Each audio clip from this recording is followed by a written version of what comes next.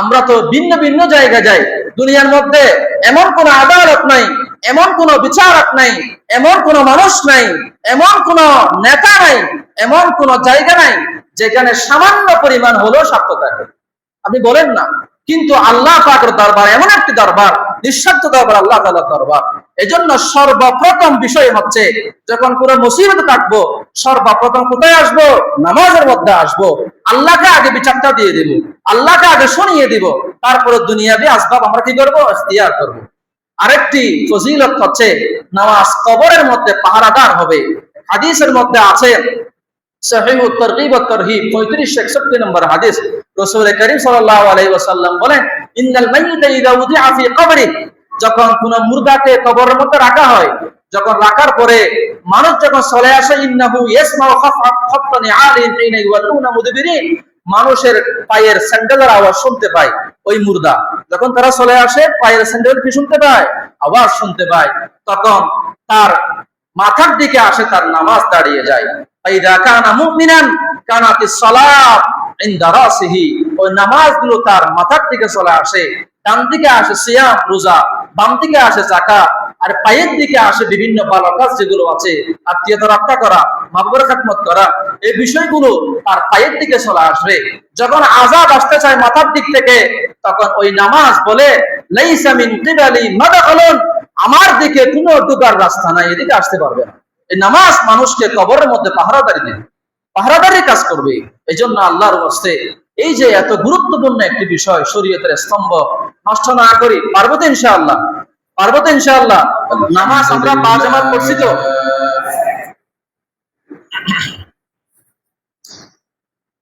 আলহামদুলিল্লাহি ওয়া কাফা ওয়া সালামুন ওয়া সালাতুন আলা ইবাদিহিল্লাযীনা ইসতাফা। أما بعد فقد قال الله تعالى في كلامه المجيد وفرقانه الحميد: أعوذ بالله من الشيطان الرجيم. بسم الله الرحمن الرحيم. اتل ما أوحي إليك من الكتاب وأقم الصلاة إن الصلاة تنهى عن الفحشاء والمنكر ولذكر الله أكبر والله يعلم ما تصنعون. وعن أنس بن مالك رضي الله تعالى عنهما عن النبي صلى الله عليه وسلم قال: أول ما يحاسب به العبد يوم القيامة الصلاة، إن صلحت صلح سائر عمله وإن فسدت فسد سائر عمله، أو كما قال النبي عليه الصلاة والسلام. صدق الله العظيم وصدق رسوله النبي الحبيب الكريم، ونحن على ذلك لمن الشاهدين والشاكرين، والحمد لله رب العالمين. আমরা সকলেই প্রিয় নবীর শানে দুরূদ শরীফ পাঠ করি। আল্লাহুম্মা সাল্লি আলা মুহাম্মাদিন ওয়া আলা আলি মুহাম্মাদ كما صليت على إبراهيم وعلى آل إبراهيم إنك حميد مجيد. اللهم بارك على محمد محمد وعلى آل محمد كما باركت على إبراهيم وعلى آل إبراهيم إنك حميد مجيد আমরা সকলেই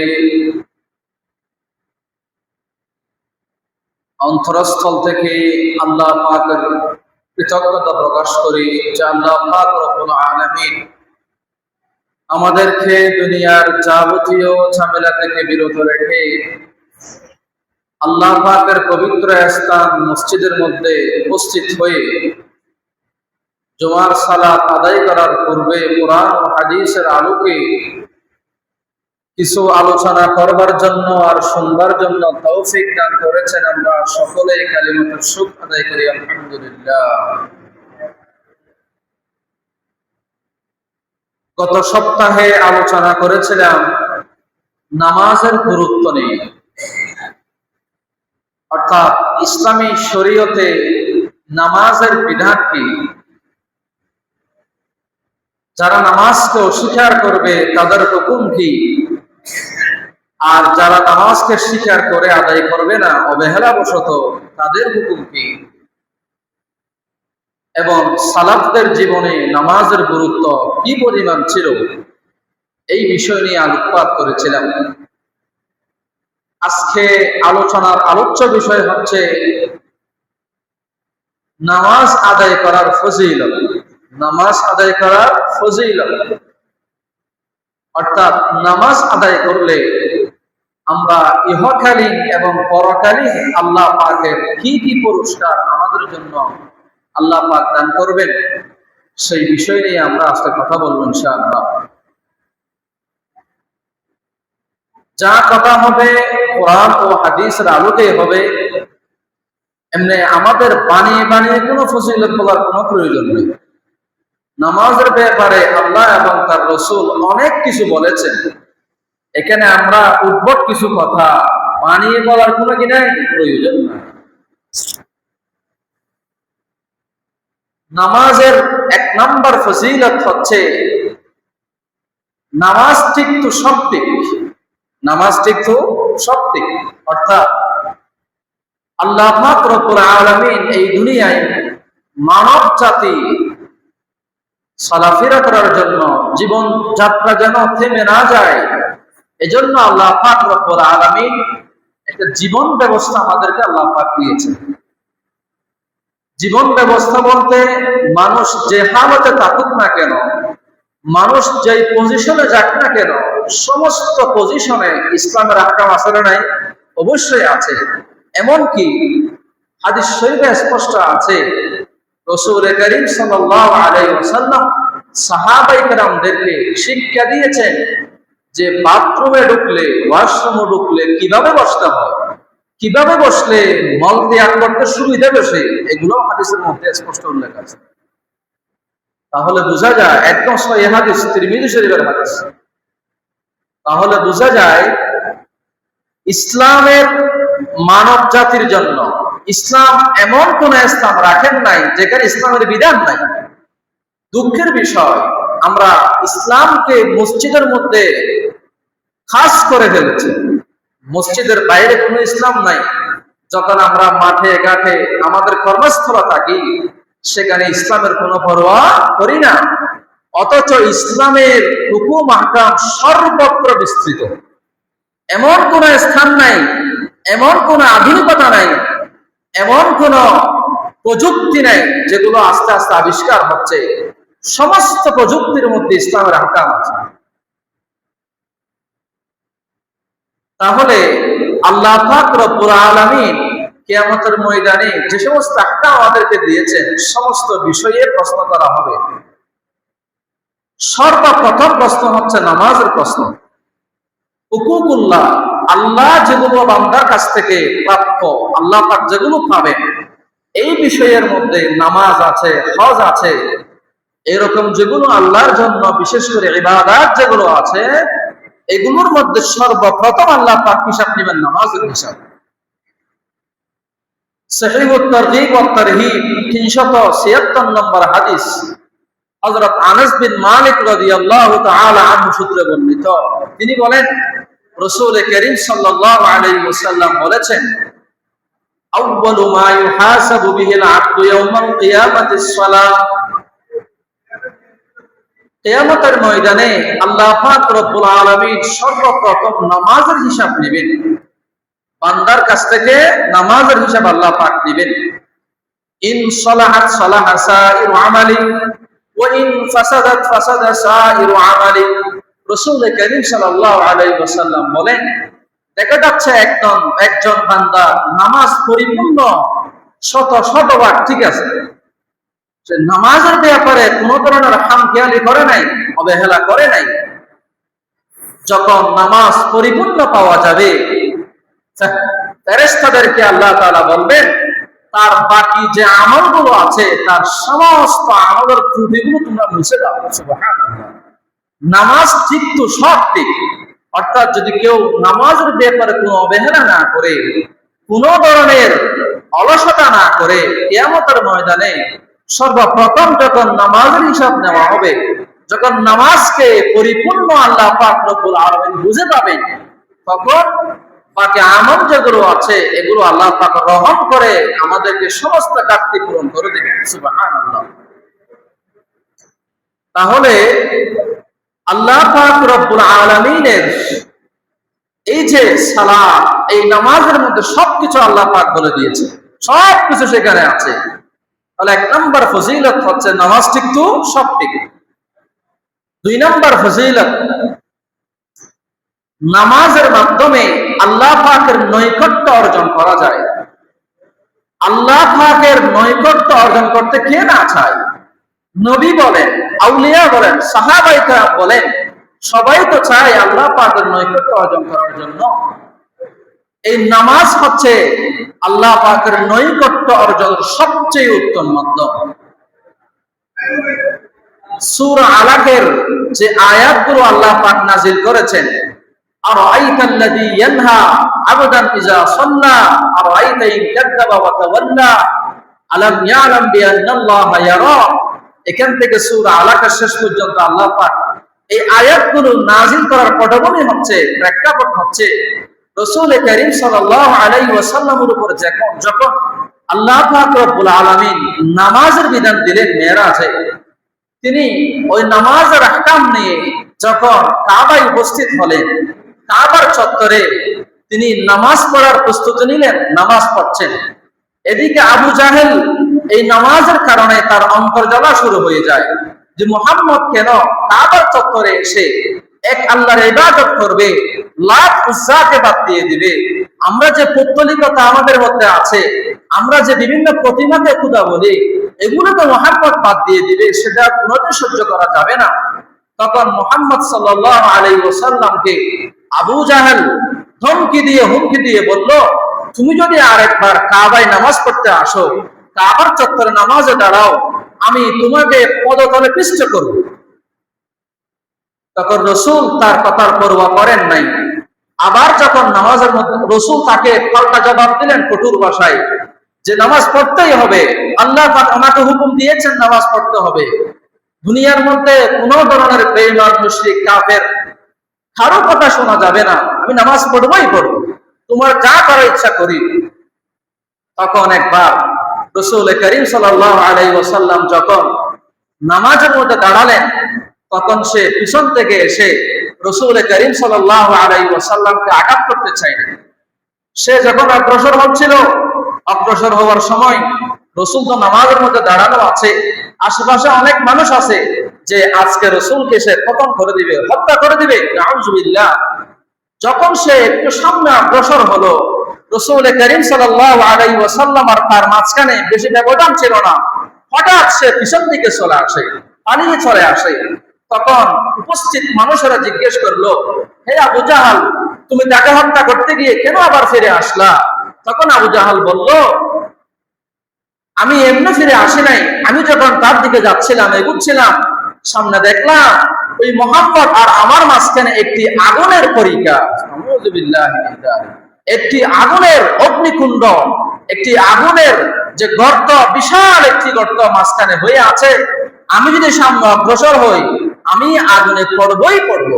তখন রাসূল করিম সাল্লাল্লাহু আলাইহি ওয়াসাল্লাম বললেন, যদি আবু জাহাল আমার কাছে আরেকটু আসতো তাহলে আযাবের ফেরেশতা তাকে অবশ্যই সবার সামনে তাকে পিষ্ট করে হত্যা করে দিত। নাউযুবিল্লাহি মিন যালিক। এই যে নামাজ, তখন আল্লাহ পাক আয়াত নাযিল করলেন, বলতে চেয়েছিলাম আল্লাহ পাক বললেন একটি আয়াত আছে ওটা সিজদার আয়াত, এজন্য আমি তেলাওয়াত করছি না, সূরা আরাফের একদম শেষ আয়াত। আল্লাহ পাক বললেন তার অনুসরণ করো না, আপনি নামাজ পড়তে থাকুন, এই নামাজের মাধ্যমে আমার নৈকট্য হাসিল করুন। সুবহানাল্লাহ। তাহলে আল্লাহ পাক এমন একটি ইবাদত দিয়েছেন যে ইবাদতেই হচ্ছে সর্বোত্তম মাধ্যম আল্লাহ পাক রব্বুল আলামিনের নৈকট্য অর্জন করার জন্য, আল্লাহ পাকের হাবিব হওয়ার জন্য, আল্লাহ পাকের কাছের লোক, কাছের বান্দা হওয়ার জন্য এই নামাজই সর্বোত্তম মাধ্যম। কিন্তু আজকে আমরা সবাই মিলে নামাজকে গণহারে আমরা নষ্ট করছি। নামাজকে আমরা বানিয়েছি আমাদের প্রদর্শনী, নামাজকে আমরা বানিয়েছি রিয়া, মানুষকে দেখানোর জন্য, যেন আমাকে মানুষ ভালো মানুষ বলে, মুসল্লি বলে। তারপরে আরেক হাদিসের মধ্যে আছে, শুআবুল ঈমান ইমাম বাইহাকী রাহমাতুল্লাহি আলাইহি 2879 নম্বর হাদিস, হযরত আব্দুল্লাহ ইবনে মাসউদ সূত্রে বর্ণিত, রাসূল করিম সাল্লাল্লাহু আলাইহি ওয়াসাল্লাম তাকে বলেন, ইন্নাকা মা কুনতা ফি সালাত, যতক্ষণ তুমি নামাজে থাকবে, যতক্ষণ তুমি নামাজের মধ্যে থাকবে, ফাকরাউ বাবাল মালিকি, তুমি আল্লাহ পাকের দরজার মধ্যে নক করতে থাকবে, আল্লাহ পাকের দরজা কি করতে থাকবে? নক করতে থাকবে। তাহলে ওমাই ইউকসির করা বাবিল মালিক ইউশিক আন ইফতাহ লাহু, আল্লাহ রাসূল সাল্লাল্লাহু আলাইহি ওয়াসাল্লাম বলেন, যে ব্যক্তি কোন মালিকের দরজা নক করতেই থাকে, এক সময় না এক সময় তার জন্য রহমতের দুয়ার আল্লাহ পাক মুক্ত করবেন। সুবহানাল্লাহ। তাহলে আমরা যতক্ষণ নামাজের মধ্যে আছি ততক্ষণ আমরা আল্লাহ পাকের দুয়ারে, আল্লাহ পাকের দরজায় আমরা কড়াঘাত করি, আমরা আল্লাহ পাকের দরজা নক করি, আল্লাহ আপনি দরজা খুলে দেন, আপনি দরজা খুলেন। দুনিয়ার মালিক যারা আছে এদেরকে যখন ডাকা হয়, একবার ডাকলাম, দুইবার ডাকলাম, তিনবার ডাকলাম, অনেক সময় বিরক্ত হয়ে ঝাপকি দেয়। কিন্তু আল্লাহ পাকের সিস্টেম হচ্ছে যে আল্লাহ পাকের কাছে না চাইলে আল্লাহ পাক নারাজ হন। দুনিয়ার বাদশার সামনে, দুনিয়ার মালিকের সামনে চাইলে নারাজ হয়, আল্লাহর কাছে না চাইলে কি হয়? নারাজ হয়। এই জন্য এই নামাজ হচ্ছে আল্লাহ পাকের নৈকট্য অর্জনের সর্বোত্তম মাধ্যম। 3 নম্বর পুরস্কার, এই নামাজ হচ্ছে সমস্ত যাবতীয় গুনাহ যেগুলো আছে এগুলো থেকে রক্ষা করে মানুষকে। যাবতীয় গুনাহ, জেনার গুনাহ বলেন, চুরির গুনাহ বলেন, এই নামাজ রক্ষা করে।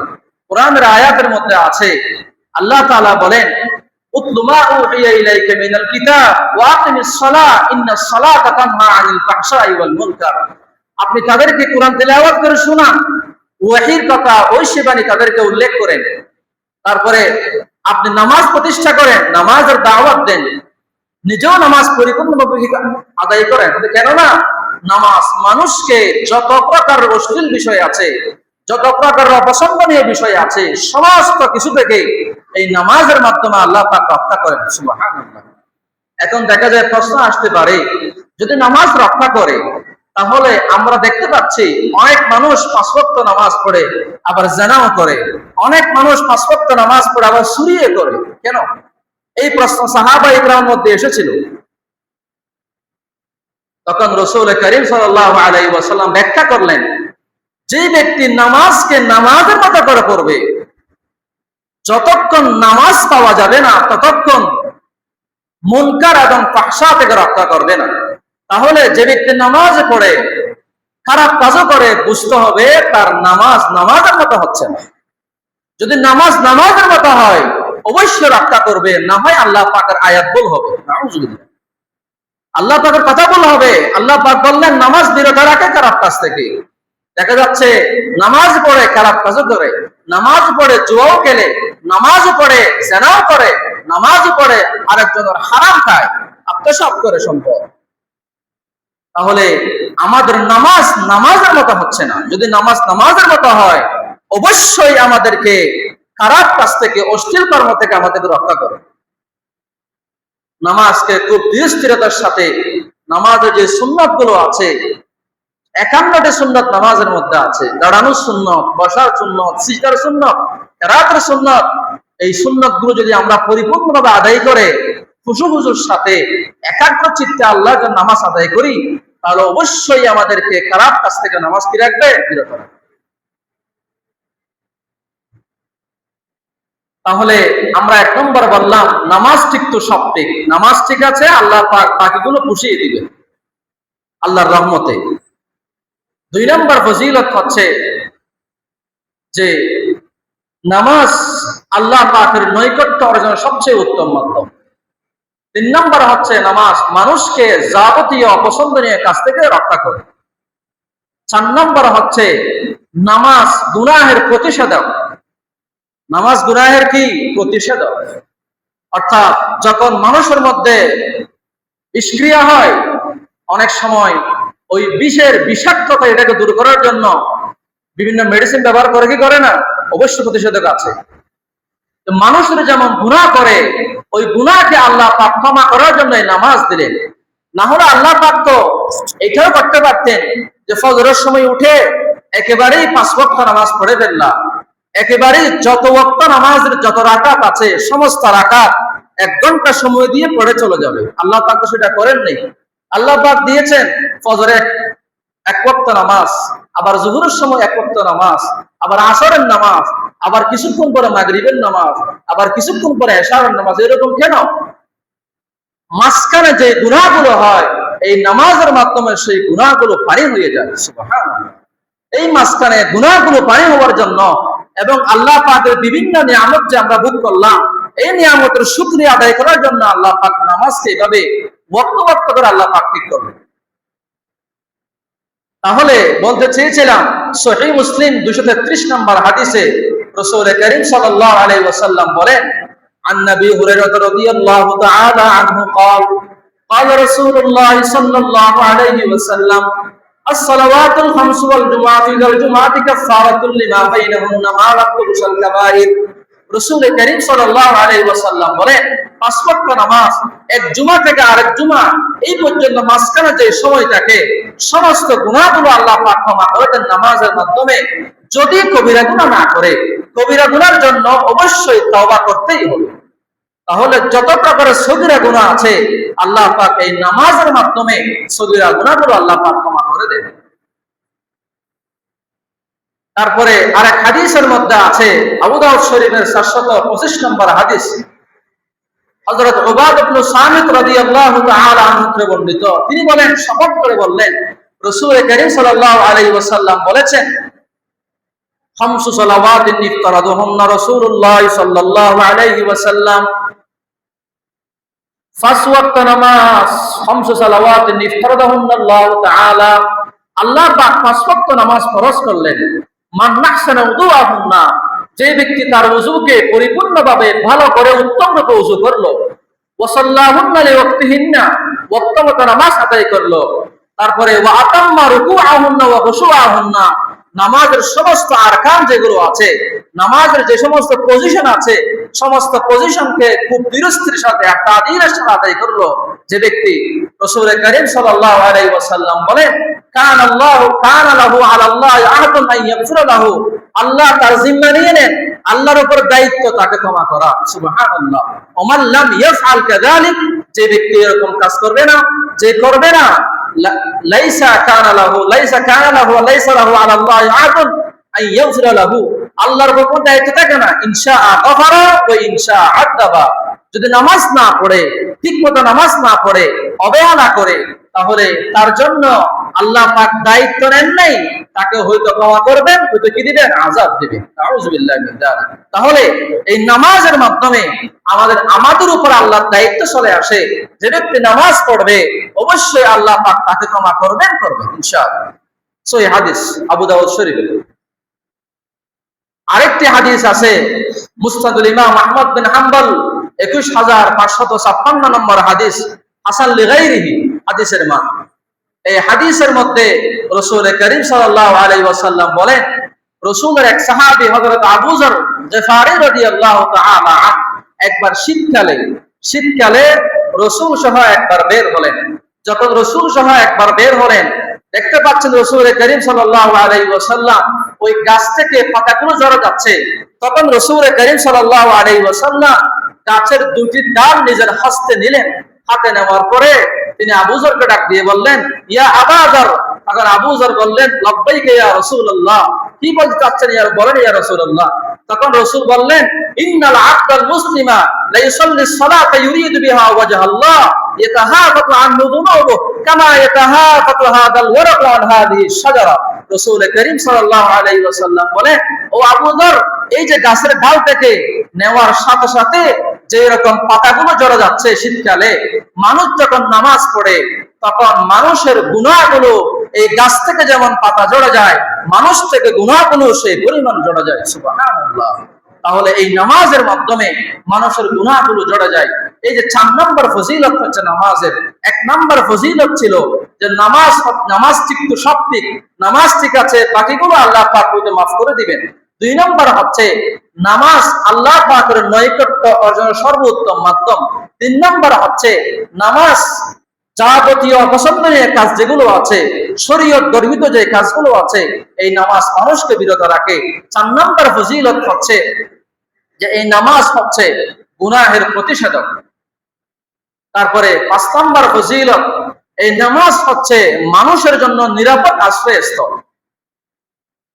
আপনি যেদিকে আছেন, আপনার কর্মস্থলে বলেন, আপনার গৃহস্থলে বলেন, আপনি যেখানে আছেন, ডিপ্রেশনে আছেন, আপনার টেনশন আছে, আপনার সন্তান আপনার কষ্ট দিচ্ছে, আপনার স্ত্রীর সাথে আপনার মনোমালিন্য আছে, অনেক সমস্যা হয়েছে, আপনি আল্লাহর ওয়াস্তে আপনি নামাজের মধ্যে আসেন, দেখবেন আপনি প্রশান্তি পাবেন ইনশাআল্লাহ। যদি আপনার কলবে ঈমান থাকে, অবশ্যই আপনি প্রশান্তি পাবেন। এটা আল্লাহ পাকের অর্ডার। আল্লাহ পাক রব্বুল আলামিন বলেছেন, সূরা বাকরার মধ্যে আছে, আল্লাহ পাক বলেন, ইয়া আইয়ুহাল্লাযীনা আমানুস্তাঈনু বিস-সাবরি ওয়াস-সালাত ইন্নাল্লাহা মা'আস সাবিরিন। হে মানুষেরা, হে ঈমানদার, তোমরা সবর এবং নামাজের মাধ্যমে আল্লাহর কাছে কি চাও? সাহায্য চাও। তাহলে সবরের উত্তম পন্থা আল্লাহ পাক বলেছেন নামাজকে। নামাজ যখন দাঁড়ায়, মানুষের রাগ ক্রোধ যেগুলো আছে এগুলো পানি হয়ে যায়, আল্লাহ পাক পানি করে দেন। এজন্য নামাজ হচ্ছে মুমিনদের জন্য নিরাপদ আশ্রয়স্থল। যখন আল্লাহ পাক রব্বুল আলামিন রাসূলের উপর কুরআন নাযিল করেছেন, যখন তাদের সামনে দাওয়াতি কাজ করা শুরু করেছেন, তখন কাফেররা বিভিন্ন অপবাদ দেওয়া শুরু করেছে। মুহাম্মদ একজন জাদুকর মনে হয়, মুহাম্মদ একজন গণক মনে হয়, মুহাম্মদ একজন আবতার নির্বংশ, বিভিন্ন শব্দ দিয়ে মুহাম্মদকে গালি দেওয়া শুরু করেছে। অথচ তারাই সার্টিফিকেট দিয়েছিল নবুয়তের আগে আল আমিন বলে উপাধি দিয়েছিল তারা। তারাই বলে নবুয়তের পরে তারাই বলে মুহাম্মদ একজন সাহিব, একজন পাগল, একজন নেতৃত্ব চায় সেই রকম নবী মানুষ। এইরকম বিভিন্ন ভাষায় তারা যখন গালি দিত, তখন রাসূল করিম সাল্লাল্লাহু আলাইহি ওয়াসাল্লামের দিলে মনে কষ্ট পেতেন। আল্লাহ পাক সান্ত্বনা দিয়ে বললেন, ওয়ালাকাদ না'লামু আন্নাকা ইয়াদিগু সাদরুকা বিমা ইয়াকুলুন ফাসাব্বিহ বিহামদি রাব্বিকা ওয়া কুন মিনাস সাজিদিন ওয়া'বুদ রাব্বাকা হাত্তা ইয়াতিয়াকাল ইয়াকিন। আল্লাহ পাক রব্বুল আলামিন বললেন, হে মুহাম্মদ, আমি জানি আপনি কষ্ট পাচ্ছেন, আপনার দিল সংকীর্ণ হয়ে যাচ্ছে, সংকুচিত হচ্ছে। আপনার কাজ হচ্ছে আপনি আল্লাহ পাকের তাসবিহ পাঠ করুন, আল্লাহ পাকের তাহমিদ করুন এবং আল্লাহর জন্য আপনি নামাজ পড়ুন এবং এই ইবাদতের মধ্যে আপনি থাকুন সবসময় বিদ্যমান মওত পর্যন্ত। তাহলে রাসূল করিম সাল্লাল্লাহু আলাইহি ওয়াসাল্লামকে আল্লাহ তাআলা নিরাপদ আশ্রয়স্থল হিসাবে আল্লাহ পাক দেখিয়ে দিলেন নামাজকে। তাহলে বোঝা যায়, মানুষ যত প্রকারের টেনশনে থাকুক না কেন, এই নামাজ পড়লে মানুষের টেনশন কি হয়ে যায়? লাঘব হয়ে যায়, যদি ইমানদার হয়। আবু দাউদ শরীফের 1391 নম্বর হাদিস, রাসূল করিম সাল্লাল্লাহু আলাইহি ওয়াসাল্লাম বলেন, হযরত হুযায়ফা রাদিয়াল্লাহু তাআলা আনহু বর্ণিত, তিনি বলেন, রাসূল করিম সাল্লাল্লাহু আলাইহি ওয়াসাল্লাম কানা রাসূলুল্লাহ সাল্লাল্লাহু আলাইহি ওয়াসাল্লাম ইযা হাযাবাহু আমরুন সাল্লা। যখন রাসূল কোন ডিপ্রেশনে থাকেন, কোন মুসিবত আসে, তখন রাসূল আস্তে করে নামাজের মধ্যে দাঁড়িয়ে যেতেন। তাহলে এই নামাজ হচ্ছে মুমিনদের জন্য নিরাপদ কি আশ্রয়স্থল। যখন আমরা কোনো টেনশনে থাকবো, কোনো মুসিবত আসবে, আমরা সর্বপ্রথম নামাজে আসবো। দুঃখের বিষয়, পরিতাপের বিষয়, আমরা সমস্ত দরজা নক করার পরে দুনিয়ার যারা মান্যগণ্য ব্যক্তি আছে, আদালত যেখানে আছে, সব জায়গায় নক করার পর যখন আমরা কোনো উপায় পাই না, তখন নামাজের মধ্যে আসি, তখন আল্লাহকে বলি। অথচ নিয়ম হচ্ছে মুমিনদের যে কোনো মুসিবতে পড়লাম সর্বপ্রথম আল্লাহকে ডাকে, তারপরে দুনিয়ার আসবাব এখতিয়ার করা। এটি হচ্ছে মুমিনদের কাজ। রসুলের সিস্টেম এটাই ছিল। এবং নামাজের ফজিলত তারা বুঝেছেন, আমরা বুঝি নাই। হযরত রাসূল করিম সাল্লাল্লাহু আলাইহি ওয়াসাল্লামের অন্যতম একজন সাহাবী হযরত খুবাইব রাদিয়াল্লাহু তাআলা আনহু, আপনারা সকলে হয়তো কাহিনী জানেন। তিনজন সাহাবী আরো বিভিন্ন হাফেজ সাহাবায়ে কেরামদেরকে নিয়ে রাসূল একটি যুদ্ধের একটি দাওয়াতি কাফেলা নিয়ে পাঠালেন এক জায়গার মধ্যে। ওই যাওয়ার সময় যায়েদ বিন দাসিনা, হযরত আসিম এবং হযরত খুবাইব রাদিয়াল্লাহু তাআলা আনহুকে তারা শহীদ করে দিল। যখন লম্বা কাহিনী আছে, বুখারী শরীফের মধ্যে আছে, বুখারী শরীফের 3045 নম্বর হাদিস। হযরত খুবাইব রাদিয়াল্লাহু তাআলা আনহুকে যখন তারা হত্যা করার উদ্দেশ্যে মাকামে হিল অর্থাৎ হুদুদ হারামের বাইরে যখন তারা নিয়ে গেল, নিয়ে যাওয়ার পরে তখন বলল, তোমার শেষ আশা কি বলো? তখন হযরত খুবাইব বললেন, আমরা হলে বলতাম আমি একটু পরিবারের সাথে সাক্ষাৎ করে আসি, আমার সন্তান আছে একটু দেখে আসি। কিন্তু হযরত খুবাইব বললেন, দারুনি আর রাকাতাইন, একটু আমাকে সুযোগ দাও, আমি আল্লাহর জন্য 2 রাকাত নামাজ পড়বো শেষবারের মতো। সুবহানাল্লাহ। এই মৃত্যুর আগে নামাজের সিস্টেম হযরত খুবাইব রাদিয়াল্লাহু তাআলা আনহু কি করেছেন? চালু করেছেন। তখন তিনি নামাজ পড়লেন, আল্লাহকে শেষবারের মতো ডাকলেন। নামাজ শেষ করে তাদেরকে বললেন, যদি তোমরা এটা সন্দেহ না করতে যে আমি ভয় করার কারণে নামাজকে দেরি করতেছি, তাহলে অবশ্যই আমি নামাজটা আরো অনেক লম্বা করতাম। সুবহানাল্লাহ। এই নামাজের ফজিলত তারা বুঝেছেন, আমরা বুঝি নাই। তাহলে এই নামাজ হচ্ছে সর্বোত্তম আশ্রয়স্থল মুমিনদের জন্য। ইবনে তাইমিয়া, আল্লামা ইবনে তাইমিয়া, তার একটি সিরাত গ্রন্থ আছে, তার জীবনী রচনা করা হয়েছে, তাকমিলাতুল জামা লিসিরাত ইবনে তাইমিয়া। ওই কিতাবের 166 নম্বর পৃষ্ঠার মধ্যে আছে যে যখন তিনি কোনো কিতাব না বুঝতেন, কোনো মাসালা তার কঠিন হয়ে আসতো, শরীয়তের কোনো দলিল যখন না পেতেন, তখন তিনি নামাজের মধ্যে এসে আল্লাহর কাছে কান্না করতেন। নামাজের পরপরই আল্লাহ পাক রব্বুল আলামিন তার দিলের মধ্যে ওই মাসালার হল তাকে দিয়ে দিতেন। সুবহানাল্লাহ। এই নামাজ হচ্ছে মুমিনদের জন্য নিরাপদ আশ্রয়স্থল। আমরা তো ভিন্ন ভিন্ন জায়গায় যাই। দুনিয়ার মধ্যে এমন কোন আদালত নাই, এমন কোন বিচারক নাই, এমন কোন মানুষ নাই, এমন কোন নেতা নাই, এমন কোন জায়গা নাই যেখানে সামান্য পরিমাণ হলেও স্বার্থ থাকে। আপনি বলেন না, কিন্তু আল্লাহ পাকের দরবার এমন একটি দরবার, নিঃস্বার্থ দরবার, আল্লাহ তাআলার দরবার। এজন্য সর্বপ্রথম বিষয় হচ্ছে যখন কোনো মুসিবতে থাকবো, সর্বপ্রথম কোথায় আসবো? নামাজের মধ্যে আসবো। আল্লাহকে আগে বিচারটা দিয়ে দিব, আল্লাহকে আগে শুনিয়ে দিব, তারপরে দুনিয়াবি আসবাব আমরা কি করবো? ইখতিয়ার করবো। আরেকটি ফজিলত হচ্ছে নামাজ কবরের মধ্যে পাহারাদার হবে। হাদিসের মধ্যে আছে, সহিহুত তারগীব ওয়াত তারহিব 3561 নম্বর হাদিস। রাসূল করিম সাল্লাল্লাহু আলাইহি ওয়াসাল্লাম বলেন, ইন্নাল মাইয়িতা ইযা উযিআ ফি কবরি, যখন কোন মুর্দাকে কবরের মধ্যে রাখা হয়, যখন রাখার পরে মানুষ যখন চলে আসে, ইন্নাহু ইয়াসমাউ খাফতান আলিন হিনা ইওয়ালুনা মুদবিরিন, মানুষের পায়ের স্যান্ডেলের আওয়াজ শুনতে পায়। ওই মুর্দা যখন তারা চলে আসে, পায়ের স্যান্ডেল কি শুনতে পায়? আওয়াজ শুনতে পায়। তখন তার মাথার দিকে আসে, তার নামাজ দাঁড়িয়ে যায়। ফাইদা কানা মুমিনান কানাতিস সালাত ইনদা রাসিহি, ওই নামাজগুলো তার মাথার দিকে চলে আসে। ডান দিকে আসে সিয়াম রোজা, বাম দিকে আসে যাকাত, আর পায়ের দিকে আসে বিভিন্ন ভালো কাজ যেগুলো আছে, আত্মীয়তা রক্ষা করা, মা বাবার খেদমত করা, এই বিষয়গুলো তার পায়ের দিকে চলে আসবে। যখন আযাব আসতে চায় মাথার দিক থেকে, তখন ওই নামাজ বলে, লাইসা মিন কিবালি মাদখালুন, আমার দিকে কোনো ঢোকার রাস্তা নাই, এদিকে আসতে পারবে না। এই নামাজ মানুষকে কবরের মধ্যে পাহারাদারি দেবে, পাহারাদারি কাজ করবে। এই জন্য আল্লাহর ওয়াস্তে এই যে এত গুরুত্বপূর্ণ একটি বিষয়, শরীয়তের স্তম্ভ নষ্ট না করি। পারবো তো ইনশাআল্লাহ? পারবো তো ইনশাআল্লাহ? নামাজ আমরা বা জামাত পড়ছি তো, পড়তেছি তো। গত সপ্তাহ থেকে এই সপ্তাহে মুসল্লি বাড়ছে, গত সপ্তাহ থেকে এই সপ্তাহের মাঝামাঝি সময় মুসল্লি বাড়ছে একটু। জি, আজকে না, আজকের বিষয় বলতেছি না, মাঝখানে এক সপ্তাহ সময় যেটা আছে ওটার মধ্যে। গত সপ্তাহে আমি নামাজের কথা বললাম যে ইনশাআল্লাহ নামাজের মুসল্লি বাড়তে হবে। আল্লাহ পাক রব্বুল আলামিন, এই যে আমরা জুমার নামাজ পড়তে আসলাম, মানুষ অনেক প্রকারের আছে। সাপ্তাহিক মুসল্লি কিছু আছে, বাৎসরিক মুসল্লি আছে, আবার যারা ঈদের নামাজ পড়তে আসে শুধু। অথচ আল্লাহ পাক নামাজকে ডেইলি 5 বার দিলেন। আল্লাহর ওয়াস্তে আমরা নামাজ নষ্ট না করি। এমন একটা সময় আসবে, হেদায়েত তলবের মধ্যে আসবে, কিন্তু সহি শুদ্ধ রূপে আমি উপস্থিত দিতে অক্ষম হব। ব্যথা হয়ে যাবে মাজার মধ্যে, তখন বুঝে আসলে কাজ হবে না। এই জন্য আল্লাহর ওয়াস্তে আমরা নামাজকে নষ্ট না করি। পারবো তো ইনশাআল্লাহ। ওয়া আখিরু দাওয়ানা আলহামদুলিল্লাহি রাব্বিল আলামিন। আসসালামু আলাইকুম।